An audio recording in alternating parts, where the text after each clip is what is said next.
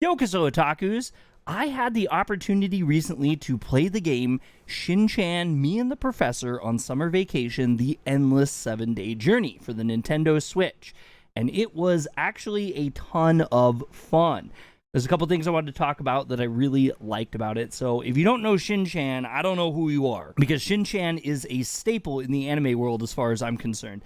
It is some fantastic stuff. It's a lot of fun. It's been around for a very long time. This game might not be for everyone, but I think that it actually is for quite a bit of people, because you can really chill out and relax as you play this game. It kind of reminds me of some of the vibes that you might get from a Harvest Moon game without any of the stress or pressure behind it. So you play as little Shinchan, and you and your family go to visit a new place for vacation. And while you're there, you have a whole lot of different interesting festivities to do, including fishing, growing crops. You have delivery tasks that you can do. And there's also picking plants and bug catching as well, which was a ton of fun. I know it doesn't sound really incredibly interesting right off the top just with that explanation, but there's a little story that goes behind it. And honestly, the big part of this is the artwork. There is some absolutely just banger artwork that goes with this. It was one of the first things that just floored me about this. It really took me back. It reminded me of this 3DS game that I played a long time ago called Attack of the Friday Monsters. And it was this really good experience where you're just kind of in rural Japan doing different things. And the artwork was just incredible. Now, that game was really short. And what's really great about the Shinchan game is there is tons of stuff to do. Like, I was going through all the different missions and all the different collectibles and stuff you can do, and it was actually pretty outstanding. You could spend a lot of time in this world, and it kind of segments stuff out, like based off of story progress and stuff like that, and you can kind of jump around and do whatever you want whenever you want, which is where kind of all that no pressure stuff goes. So if you want to spend a lot of time fishing, kind of like I did, then you can spend all the time you want fishing. And there's different fish at different times of days. There's 2 different kinds of poles that you can catch, and you'll just, kind of find all these different things around that you can catch and gather and build up your collection. Going along with that, along with the picking and the farming and all this stuff, there's also these tasks that you can do for the different shopkeepers around. There's a couple of them. I think there's 3 that I found that had boards out front of their shops.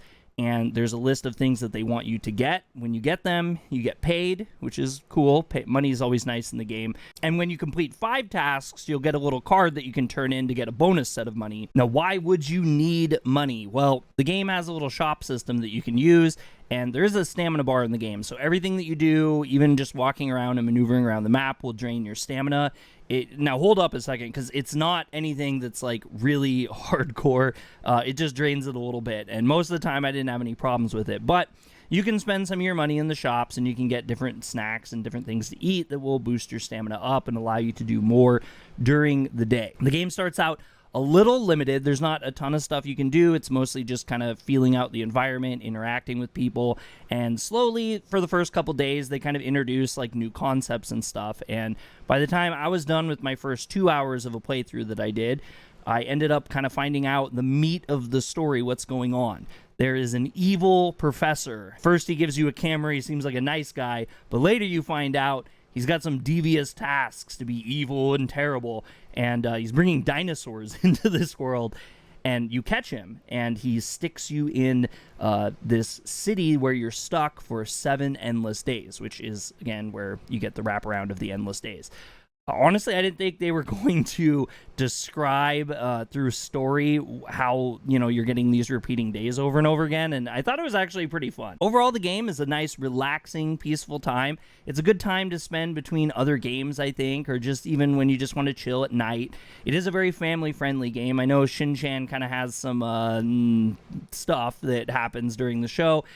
In this game, you can wiggle your butt, but you have your pants fully on, and it's just all in good fun. It's a really great family game, and I really actually appreciate it because I can play the game with the kiddo in the room, and even the kiddo can try it out too. I think that's a really great selling point for it. So if you like good art and you're interested in a decent story and some fun characters in an interesting land, and you enjoy Harvest Moon type games, I would definitely suggest you check out Shinchan, Me and the Professor on Summer Vacation, The Endless 7-Day Journey. I do want to end this off by saying a huge thank you to the developers for giving me a copy of this game.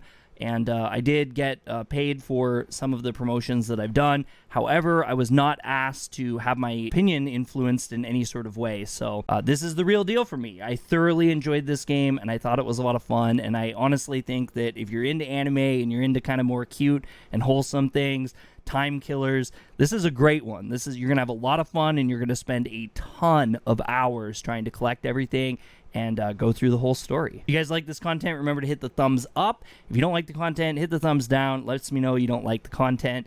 And if you want to see more anime news, reviews, and gaming coverage, hit subscribe to Otaku. We'd love to see you join Senpai Squad. I'll catch you on the next one.